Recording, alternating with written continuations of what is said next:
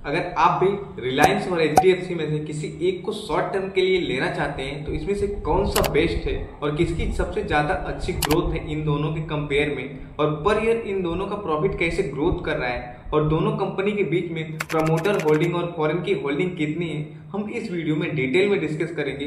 अगर आप इन दोनों में से किसी एक शेयर को शॉर्ट टर्म के लिए होल्ड करते हैं तो आपको कौन सा बेस्ट होगा।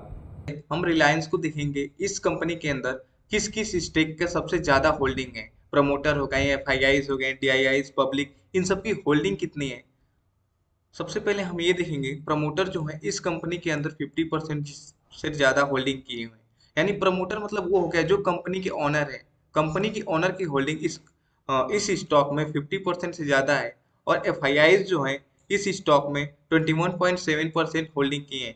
अगर ये दोनों किसी भी स्टॉक के अंदर होल्डिंग ज्यादा रहती है इन दोनों की, तो वो स्टॉक एक ग्रोथ वाला स्टॉक होता है, यानी कि वो कंटिन्यू अप ट्रेंड में चल रहा होता है या उस कंपनी की ग्रोथ अच्छी होती है। इसीलिए प्रमोटर और एफआईआईज फॉरेन के लोग उस कंपनी में ज्यादा होल्डिंग किए रहते हैं। और इस कंपनी में हम देखें तो डीआईआईज जो है इसकी भी होल्डिंग काफी अच्छी है, जो कि 17.53 है। इस यानी कि ये कंपनी एक बहुत ही अच्छी और ट्रस्ट वाली कंपनी है, इसलिए इस कंपनी के अंदर जो भी बड़े लोग हैं वो अपनी होल्डिंग अच्छी बनाए रख रखे हैं कंपेयर टू जो पेनी स्टॉक है या जो छोटे स्टॉक हैं। और यहाँ पे पब्लिक का भी देखें तो पब्लिक की इस कंपनी के अंदर यानी रिलायंस के अंदर जो पब्लिक की इन्वेस्टमेंट है या पब्लिक की होल्डिंग है वो 10% से ज्यादा है। यानी कि पब्लिक को इस कंपनी पे ट्रस्ट है। हम इसके रिटर्न को देखेंगे कि ये वीकली बेसिस पे, मंथली बेसिस पे और ईयरली बेसिस पे या 5 ईयर में इस कंपनी का रिटर्न क्या है और कैसा है। अगर हम इसके वीकली बेसिस के रिटर्न को देखें तो ये भी एक ग्रीन में रिटर्न दिख रहा है, यानी कि 0.53% का रिटर्न है इसके वीक का। और यहीं पे हम इसके मंथ के बेसिस पे देखें तो इसका 0.6% का रिटर्न है। अगर ऐसे ही हम कंटिन्यू देखते जाए तो इस कंपनी का जो 6 मंथ का रिटर्न है वो 2.82% का रिटर्न है।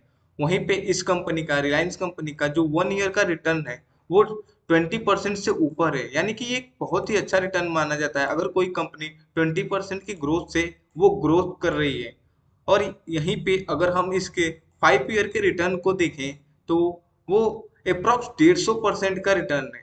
अप्रोक्स 150% का रिटर्न एक बहुत ही अच्छा ही रिटर्न है, क्योंकि ये कंपनी कंटिन्यू कंटिन्यू हर एक टाइम पीरियड में इसका ग्रोथ दिख रहा है, कहीं भी एक डाउन ट्रेंड में नहीं दिख रही है। हमेशा ये कंपनी ग्रोथ में पीरियड में देखिए, शुरू से लेके अब तक ये ग्रोथ ही करी है। और ये एशिया की सबसे बड़ी कंपनी है, इसलिए ग्रोथ कर रही है इतना ज्यादा। और इसका अगर आप 30% भी अगर इसका रिटर्न निकाल लें पर ईयर का, तो ये एक बहुत ही सेफ और एक अच्छा रिटर्न माना जाता है किसी भी स्टॉक के अंदर, मार्केट के अंदर, क्योंकि इसमें ज्यादा इस कंपनी को गिरने के चांसेस बहुत ही कम होते हैं। अब इसके हम देखेंगे कि ईयर ऑन ईयर बेसिस पे ये प्रॉफिट में इसमें कितने ग्रोथ आ रही है। अगर हम इस कंपनी के नेट प्रॉफिट को देखें, अगर इस कंपनी का नेट प्रॉफिट हम 2020 का देखें तो वो 39,000 करोड़ के ऊपर है। वहीं पे 2021 में इस कंपनी का नेट प्रॉफिट जो है वो 53,000 करोड़ के ऊपर हो गया है। और ये कंपनी कंटिन्यू ऐसे ग्रो करती जा रही है, इसको अब नहीं कहीं डाउन ट्रेंड में ये नहीं दिखी है, कंटिन्यू ये ऊपर की तरफ जा रही है। और वहीं पे प्रेजेंट टाइम में हम देखें 2024 में इसका जो नेट प्रॉफिट है इस कंपनी का वो 78,000 करोड़ के ऊपर हो गया है। यहाँ पे आप देखेंगे। और ये कंपनी 2025 के एंड तक 1 लाख करोड़ को पार कर जाएगी, क्योंकि इस कंपनी का ग्रोथ बहुत ही तेजी से और बहुत ही ज्यादा इसका नेटवर्क अदर कंट्रीज में तेजी से फैल रहा है। और अदर कंपनी को कंपेयर करें तो ये कंपनी सबसे ज्यादा सेफ और अच्छा रिटर्न देती है। अगर किसी किसी बड़ी कंपनी को लें तो ये कंपनी उससे ज्यादा अच्छा रिटर्न देती है और इसमें सेफ भी ज्यादा रहता है। अब हम बात करेंगे एचडीएफसी के बारे में। अगर हम एचडीएफसी की बात करें तो इस कंपनी के अंदर जो शेयर होल्डिंग है वो एफआईआईज के पास सबसे ज्यादा होल्डिंग है, जो कि यहाँ पे हम देखेंगे एफआईआईज के पास इस कंपनी की होल्डिंग 47% से ऊपर है, जो कि एक बहुत ही स्ट्रांग होल्डिंग है इस कंपनी के अंदर। और वहीं पे डीआईआईज की जो होल्डिंग है वो भी काफी अच्छी परसेंटेज में है, क्योंकि 35% के ऊपर अगर डीआईआईज होल्ड कर रहे हैं, यानी कि ये बहुत ही स्ट्रांग कंपनी। और इसका ये आने वाले टाइम में बहुत ही अच्छा ग्रोथ कर सकती है, इसलिए इसके अंदर डीआईआई इतना ज़्यादा होल्ड करके बैठे हुए हैं अपनी होल्डिंग को। और पब्लिक की भी अगर इसमें देखा जाए तो पब्लिक का भी एक अच्छा ही यहाँ पे इंटरेस्ट दिख रहा है, क्योंकि 17% से ऊपर यहाँ पे केवल पब्लिक ने इस शेयर के अंदर होल्डिंग किया हुआ है। अब इस कंपनी का जो ईयर ऑन बेसिस ग्रोथ है वो हम देख लेते हैं। अगर हम एचडीएफसी के रिटर्न को देखें तो इसका जो रिटर्न है वो कुछ खास नहीं है, बट इसने भी कंटिन्यू रिटर्न दिया है। इसका जो 1 मंथ का रिटर्न है वो 3.3 से लेके 4% के बीच में है।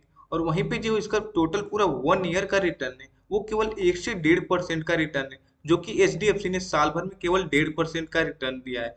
और इसका जो पूरे 5 ईयर का यानी कि 5 साल का जो रिटर्न है वो केवल 47% है।